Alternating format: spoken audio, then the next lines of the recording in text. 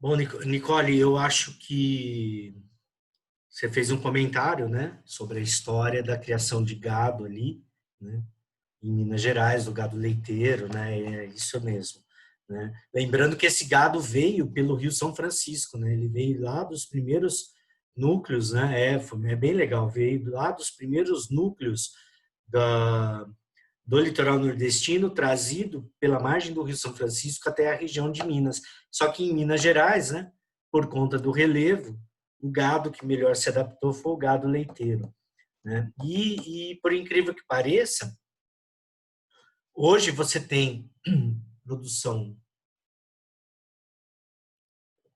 de queijo, né, junto com a bacia leiteira, obviamente, né, mas com queijos especiais no sabor, na textura, por conta, né, da característica física, geográfica, aonde cresce o tipo de capim que favorece a produção de determinado tipo de queijo. Então, olha que interessante. Um deles é o queijo canastra. Se você quiser dar uma pesquisadinha sobre o queijo canastra, né, ele é bem legal. Tá? Bom, vamos voltar aí. Vou voltar a projeção para vocês. Tá?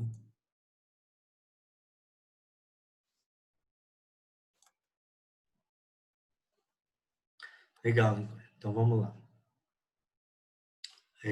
Cadê?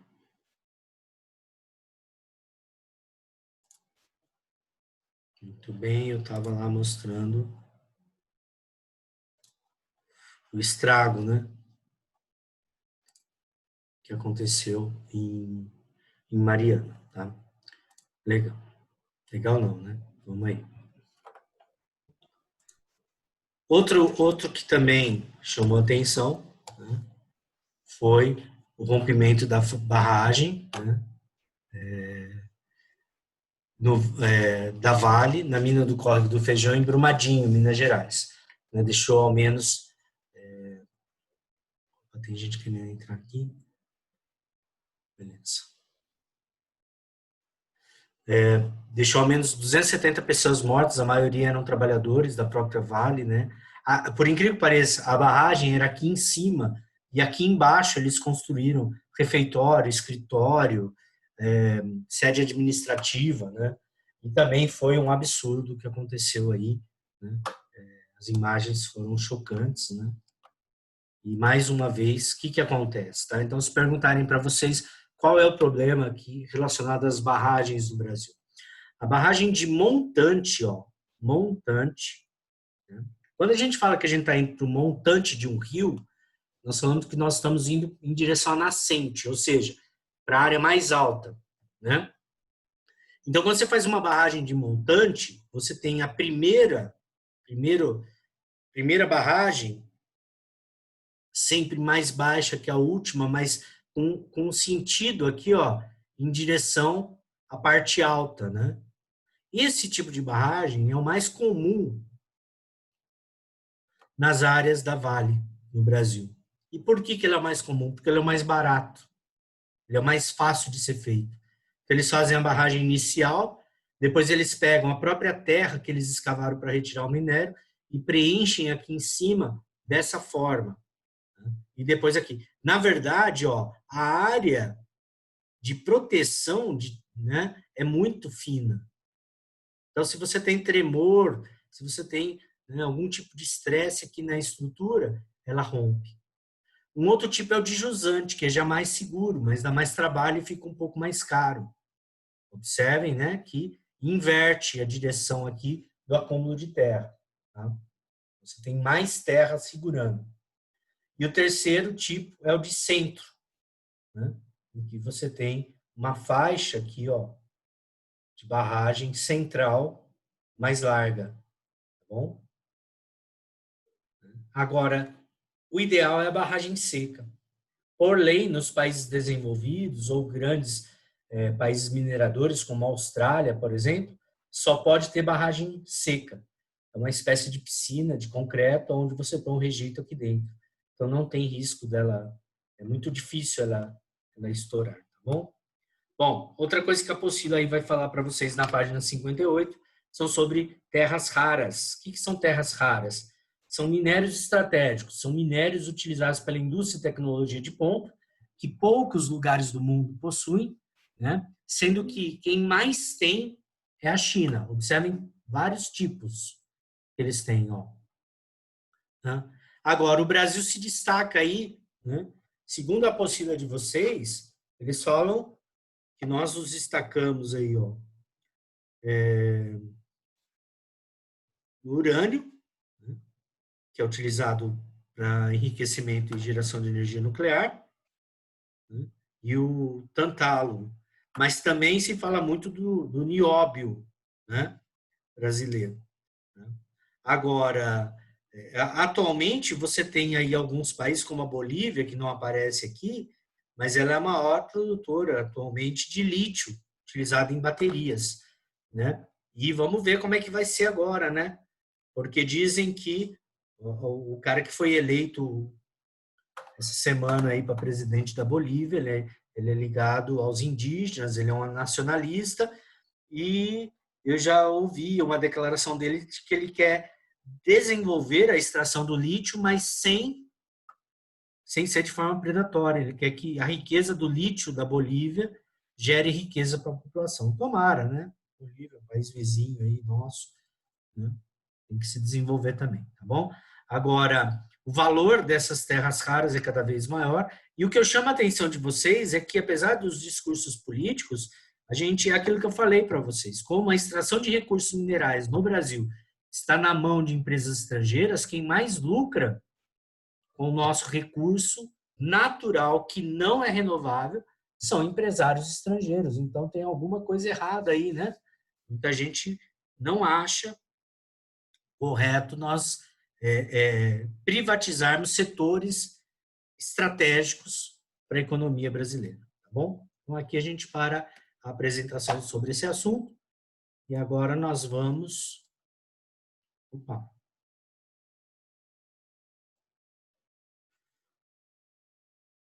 deixa eu ver aqui. Eu vou projetar a continuação da aula de vocês aí.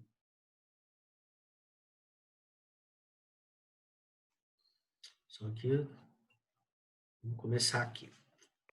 Professor, Oi? mas essas empresas, elas eram estatais antes? Sim, a maioria. Toda a extração de minério no Brasil antes era feita pela Companhia Vale do Rio Doce, que era estatal. Aí ela foi Nossa, privatizada na década de 90 e as outras estatais que nós tínhamos no setor de mineração foram sendo também privatizadas ao longo dos anos. Tá? entendi. Atualmente, a Obrigada, maioria, professor. de nada, né? A maioria hoje. E aí é o que muita gente fala, né? Quem controla essas indústrias aí são empresários estrangeiros. Estão vendo aí um mapa que fala modelo agrário exportador? Tá aparecendo aí esse mapa?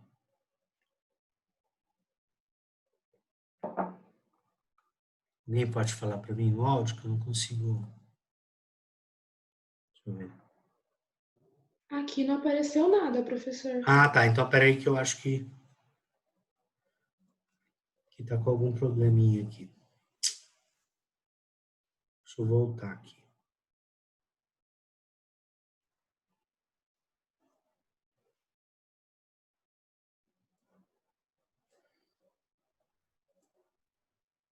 Teve uma hora eu acho que eu apertei alguma coisa errada aqui.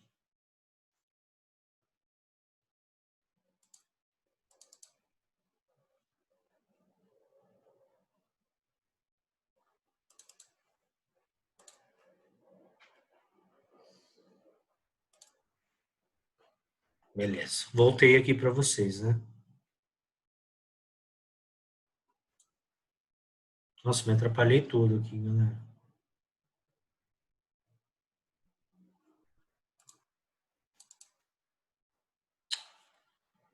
O que tá acontecendo, hein?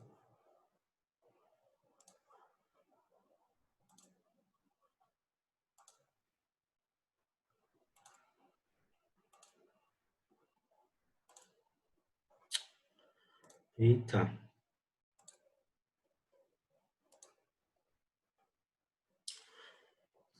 fazer uma pergunta. Vocês estão me vendo aí na tela? Sim. Sim? Legal. Então, agora vamos ver se eu consigo projetar aqui de novo.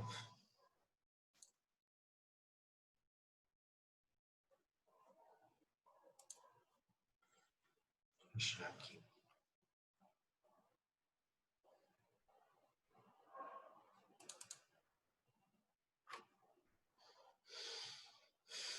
Beleza. Acho que agora foi, né? Indústria e modernização brasileira, tá bom? Tá aparecendo? Aqui não. E... Mas que deu? Bom, que coisa.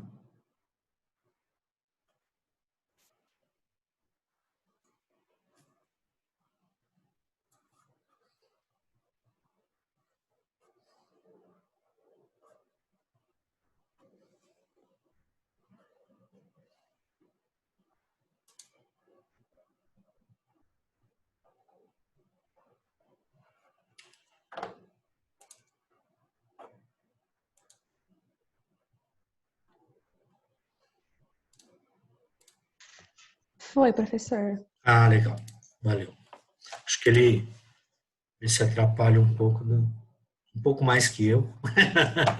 Bom, para começo de conversa, não esqueçamos que o Brasil era um país que tinha um modelo de produção colonial voltado para uma economia agrária exportadora. Então, nós tivemos vários aqui, ciclos econômicos relacionados a produtos agrícolas. Tá? Então, não podemos esquecer que dentro daquilo que a gente chama de economia mundial, o Brasil era visto como um país que tinha que continuar sendo assim.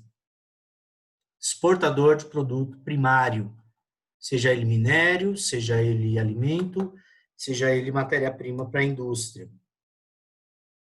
Isso condicionou a concentração populacional brasileira nas áreas próximas ao litoral, porque o produto produzido aqui dentro tinha que ser escoado, né, pelo litoral, obviamente. Então, as grandes cidades se formavam para escoar essas produções. Então, você tinha toda uma economia fundamentada nessas áreas e, consequentemente, atraía e mantinha mão de obra. Né?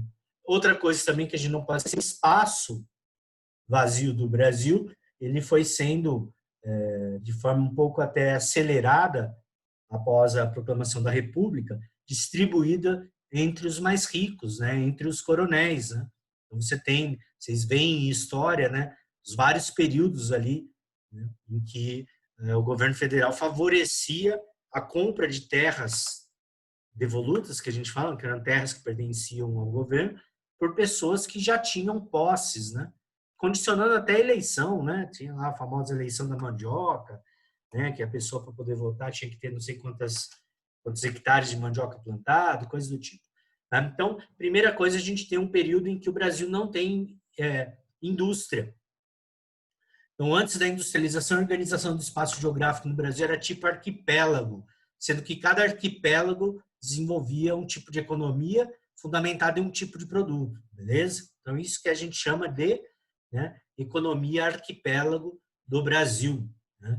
Então, você tinha aí, tipos de indústria em 1920. A maior parte das indústrias estavam relacionadas a produtos alimentícios. Então, indústria de alimentação, 40%, indústria têxtil, 27%, indústria de vestuário, 8,2%, indústria química, 7%, outros grupos, 16%. Né? O que vai fazer o Brasil, né,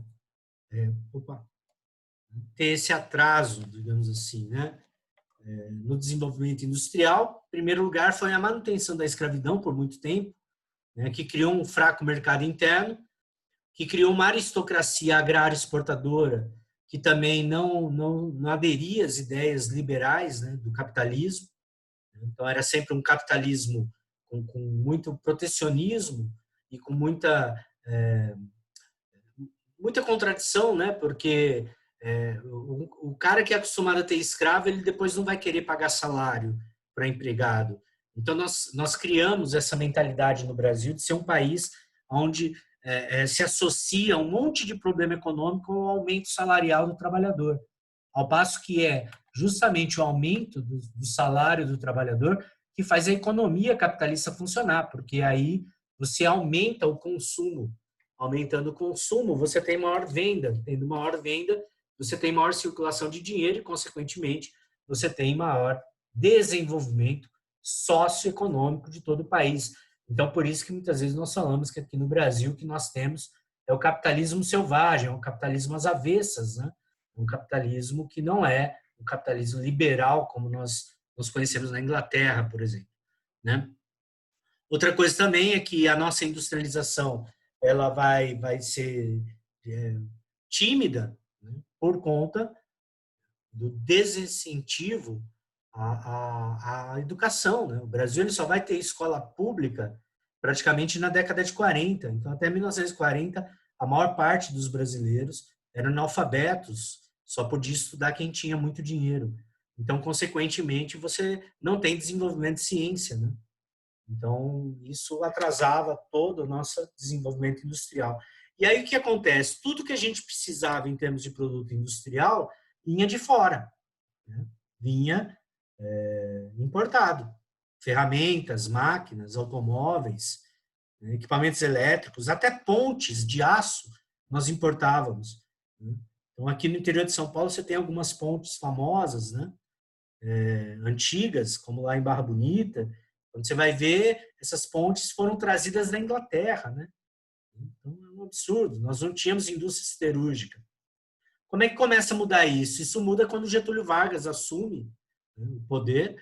Ele tem que tirar a aristocracia cafeicultora do poder, então é através de um processo revolucionário, né? Ele acaba com a política do café com leite, onde tinha um revezamento de poder entre mineiros e paulistas. E o Getúlio Vargas, quando ele entra, ele cria uma ideia desenvolvimentista com forte cunho nacionalista. Então, ele cria a Companhia Siderúrgica Nacional, fazendo um acordo com os Estados Unidos. Então, nós compramos uma indústria siderúrgica de tecnologia norte-americana, né? Parte desse acordo tem a ver com a nossa participação ao lado dos aliados na Europa, lutando contra os nazistas na Segunda Guerra Mundial, né? Então, né, é um período no governo de Getúlio Vargas próximo à Segunda Guerra Mundial, onde há uma aproximação cultural entre Brasil e Estados Unidos. Então, por exemplo, vocês terem uma ideia, naquela época, para que o brasileiro se acostumasse com a cultura norte-americana, você tem a Carmen Miranda, que estava fazendo sucesso lá nos Estados Unidos, voltando ao Brasil para falar dos americanos, para cantar as suas músicas. Tem até uma música dela que tem uma frase que fala: disseram que eu voltei americanizada, né? Ela quer dizer que não, que ela continua sendo a Carmen Miranda, mas que ela ia falar bem dos Estados Unidos. Você tem também, né, o Walt Disney vindo ao Brasil e criando um personagem, o Zé Carioca, né, para que os brasileiros pudessem achar os americanos simpáticos. Tá? Então, tem até um filme que é um clássico do cinema que chama Você Já Foi à Bahia, onde o Zé Carioca e o Pato Donald viajam pelo Brasil. O Zé Carioca mostrando o Brasil para o Pato Donald. Esse desenho foi a primeira vez que se criou um desenho que misturava filme com pessoas de verdade e desenho junto.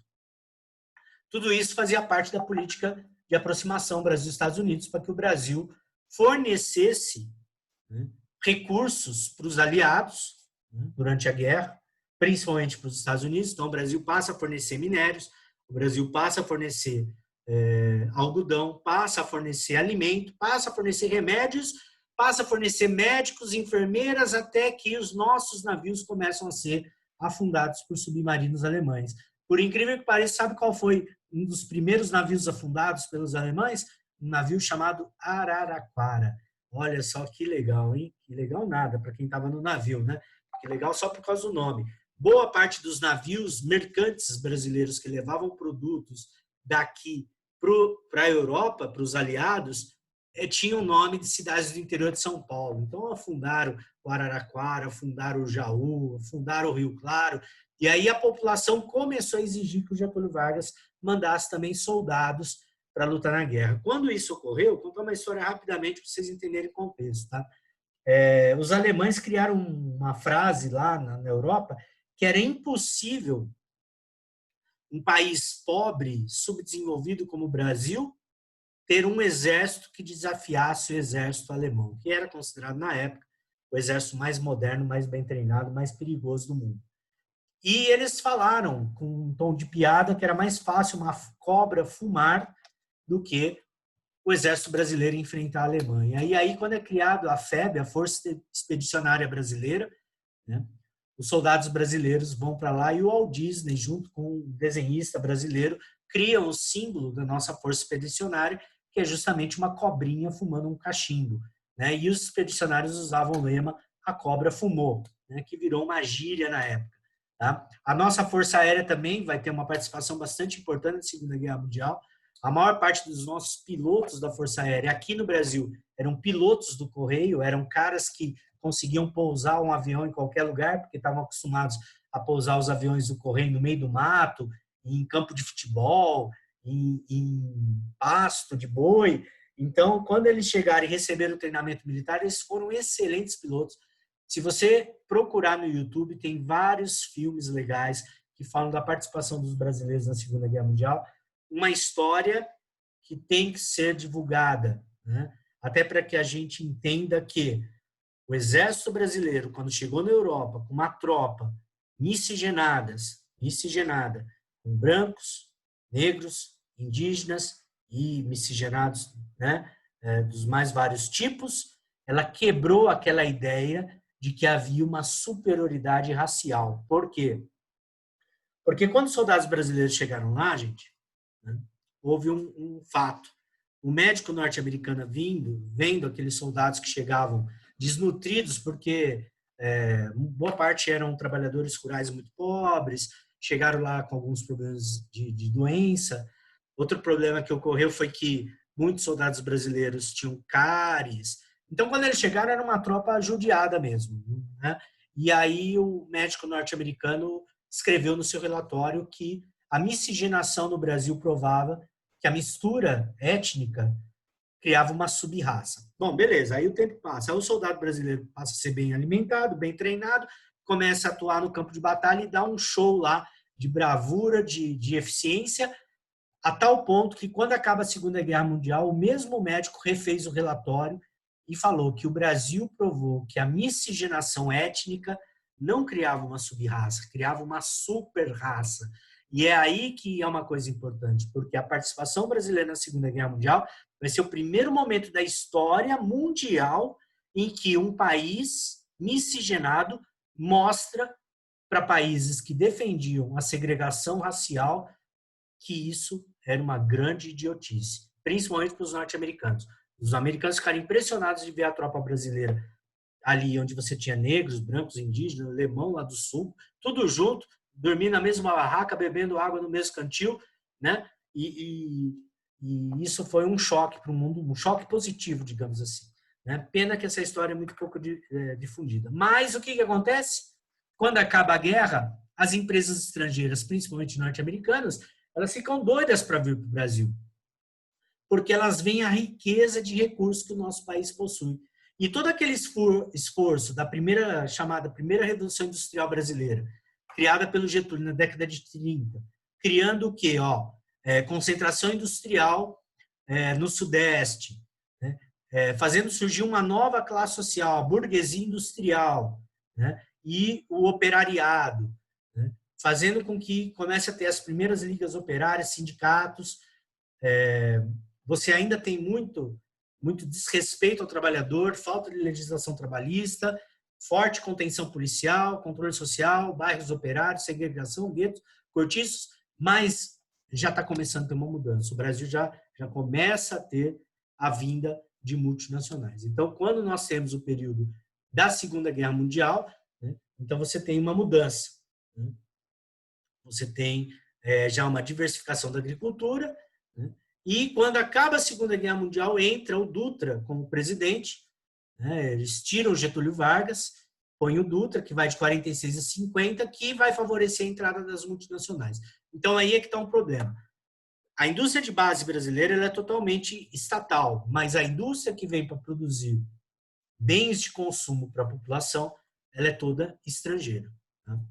Outra coisa vai acontecer na década de 50. Na década de 50, o Brasil passa a ter um governo, né, que era chamado desenvolvimentista, que foi o Juscelino Kubitschek. Juscelino Kubitschek ele vai criar um período que é chamado, né, um período de desenvolvimento industrial, mas, novamente, né, gente, com a forte entrada de multinacionais. O Juscelino Kubitschek ele pensava assim, né, que se ele trouxesse para o Brasil alguns tipos de indústria, ele poderia desenvolver outros setores industriais. E qual que era a indústria que mais diversificava outros setores industriais? A do automóvel. Então, ele é um presidente que vai primeiro fazer uma campanha política quando ele dizia que ia fazer o Brasil crescer 50 anos em 5. Então, é um período que você tem a construção de Brasília para ocupar a região ali central do país. É um período em que você começa a ter a construção das primeiras grandes rodovias federais, né? E aí ele traz forte capital estrangeiro, ó, internacionalização da economia com multinacionais, né? Descolonização, sobra de capitais, muita tecnologia trazida para cá para formar uma indústria de eletrodomésticos, marketing muito agressivo, valorizando uma sociedade de consumo, né? O governo tem que criar infraestrutura, então você passa a investir em construção de hidrelétricas, estradas, telecomunicações. Fecha-se a dependência com os norte-americanos e o aumento do dinheiro que a gente manda para eles, através de royalties, que é a taxa de transferência tecnológica, juros e serviços. Gente, é o seguinte, todo produto importado ou de marca estrangeira que você compra, você paga royalties. Então, quando você compra um carro brasileiro, feito aqui, mas que é da Volkswagen, no preço do carro está inserido royalties, que é a transferência de tecnologia da Alemanha para a gente. Então, por isso que é importante você ter indústria nacional. Né? Porque o Brasil, com esse mercado consumidor enorme que nós temos, ó, nós somos o 5º maior país do mundo em população. Tudo bem que é uma população que ganha mal, mas mesmo assim ela consome. Por quê? Porque aqui não tem período do ano em que neve, que todo mundo fica trancado dentro de casa. Aqui não tem período que passa furacão, que todo mundo fica trancado dentro de casa. Aqui não tem período local com terremoto, que para toda uma economia. Vocês entenderam? Então, a economia brasileira, mesmo as pessoas ganhando pouco, por serem milhões de brasileiros consumindo, de forma todo mês, continuamente, ela faz girar. O Brasil é um dos maiores consumidores de cartão de crédito do mundo, é um dos maiores consumidores de celulares do mundo, é um dos países que mais tem possibilidade de expansão, infelizmente, do transporte rodoviário, né? O ideal seria o transporte coletivo, né? Mas, enfim, nós somos um paraíso do consumo para essas indústrias estrangeiras. Então, se a gente não tem indústria nacional, né, imagina quantos bilhões de dólares saem do Brasil todo ano na forma de royalties. Né? E aí o JK, né, o Juscelino Kubitschek, ele vai criar todo esse investimento em indústria automobilística e eletrônica, só que tem um detalhe. Né? O vice-presidente dele, o João Goulart, ele tinha uma ideia de desenvolvimento do país, né, na parte social também. Então, quando o João Goulart assume, né, os militares não aceitam. Né? Associam a ele um governo socialista. Então, aí você tem o governo militar, que vai de 64 até mais ou menos 1985, onde os militares reforçam a ideia de que o Brasil é o país do futuro, utilizando o fato da gente vencer a Copa do Mundo em 1970. Então, essa história da CBF ser utilizada como forma de propaganda do governo no Brasil já é antiga.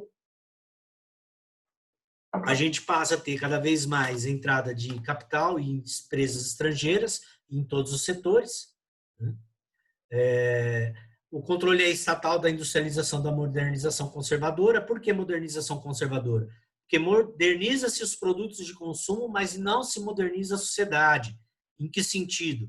Né? Ainda continua uma sociedade machista, né? Homofóbica, o que mais? Violenta, né? Violência contra a mulher. Né? Ainda você tem um governo que é violento contra o povo. Você não tem política de distribuição de renda. Mas essa entrada de muitas indústrias faz com que haja um grande crescimento da construção civil e da construção de grandes obras com dinheiro emprestado dos Estados Unidos, principalmente. Então, é um período que cresce a economia porque tem muita geração de emprego. É o período que a gente chama de milagre econômico, onde o PIB supera 10%. Tudo bem que era um crescimento que nem bolo com muito fermento, né?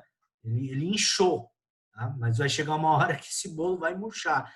Né? Por quê? Porque não tem sustentação na distribuição de renda. Né?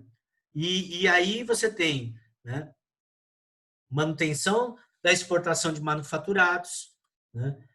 Financiamento do consumo das classes altas e média. Então, os bancos começam a oferecer linha de crédito para quem tinha emprego comprar casa. Então, isso movimenta o mercado imobiliário. Né? Mas aí o Brasil começa a ter muita dívida externa. E outra coisa, você tem a crise do petróleo de 74. Como o Brasil não tinha uma produção de petróleo suficiente para o seu consumo, boa parte do petróleo que a gente compra tem um preço muito alto e aí isso aumenta a nossa dívida. Você não pode deixar de pensar nesse período também da supressão da liberdade, do controle sobre a sociedade, política recessiva imposta pelo FMI para que a gente pagasse a dívida externa. Então, o FMI, que era o Fundo Monetário Internacional, com seus economistas estrangeiros, propõe ao Ministério da Economia que não haja aumento dos salários, né? Então, você passa a ter elevada inflação e concentração de renda, só os muito ricos ganham dinheiro. Né? Você tem as grandes obras, como construção de Itaipu, Ponte Rio-Niterói, que, mais uma vez, vai concentrar muito dinheiro na mão desses donos de empreiteiras, que vão cada vez mais fazerem parte dos esquemas de corrupção com deputados, senadores, que a gente vê que perdura até hoje. E uma coisa interessante, é construída a Zona Franca de Manaus para tentar incentivar a transferência de indústrias ali para a Amazônia, né? Para Manaus, que estava perdendo população. Quando chega na década de 80, todo esse bolo do milagre econômico explode. Por quê? Porque não tem sustentação na sociedade.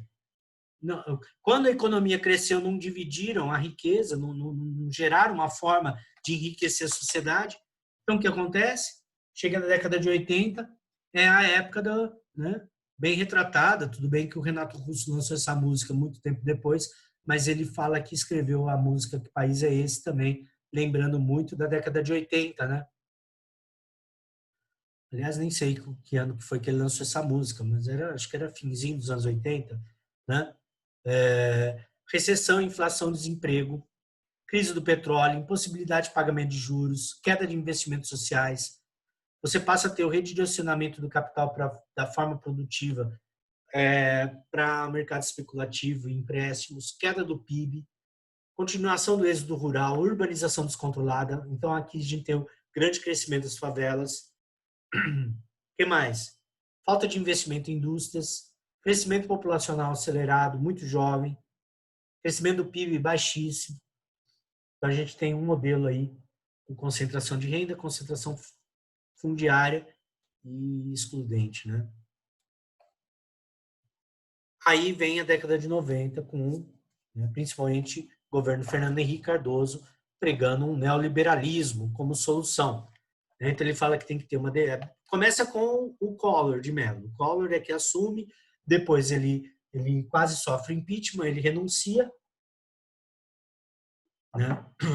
Entra o Itamar Franco era o vice do Collor, e aí o Itamar Franco, que tinha o Fernando Henrique Cardoso como ministro da Economia, implanta o Plano Real. O Plano Real foi uma coisa muito doida. Eles pegaram o real e colocaram no mesmo valor que o dólar. Então, R$1 valia $1. E depois, a partir do segundo dia do Plano Real, essa moeda brasileira ia desvalorizando até chegar a um preço equivalente à realidade.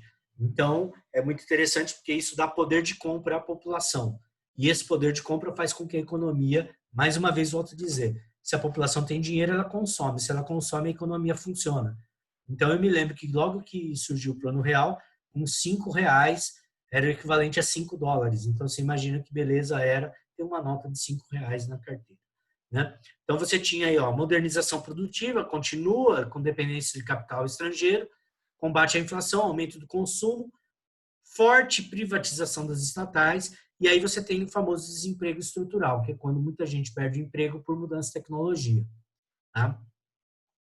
Você tem a necessidade de investimento em tecnologia, mão de obra especializada e investimento em educação, coisa que não ocorreu de forma tão efetiva. Bom, pessoal, aí nós já estamos chegando próximo ao que está acontecendo agora. O que está acontecendo agora? O que está acontecendo agora é que muitas indústrias estão deixando de ficar concentradas nas suas antigas áreas. Elas estão indo para outras regiões, fugindo, né, do custo alto que é você manter uma fábrica numa metrópole. Então, nós vivemos hoje um período em que a indústria está cada vez mais tecnológica, né? Aqui fala de terceira revolução industrial, que é com os avanços científicos e tecnológicos, mas nós já vivemos a quarta revolução industrial, muita gente já fala da indústria 4.0, né? Depois vocês deem uma olhadinha. Eu acho que eu comentei na aula, né, de industrialização, né? Se não comentei, depois vocês me perguntem. Né? Então, o que a gente tem? Ó, a gente tem a criação de tecnopolos no Brasil, ou seja, são lugares onde você tem universidades e empresas juntas. Tá? A universidade desenvolve a tecnologia e a empresa adquire. Exemplo, São José dos Campos, por causa do ITA e do INPE, Instituto Nacional de Pesquisas Espaciais. São Paulo, Rio de Janeiro, Curitiba, Florianópolis, Campina Grande, São Carlos, Campinas e Brasília. Bom, detalhe, a gente está tendo aí uma inovação tecnológica que está gerando desemprego em muitos setores.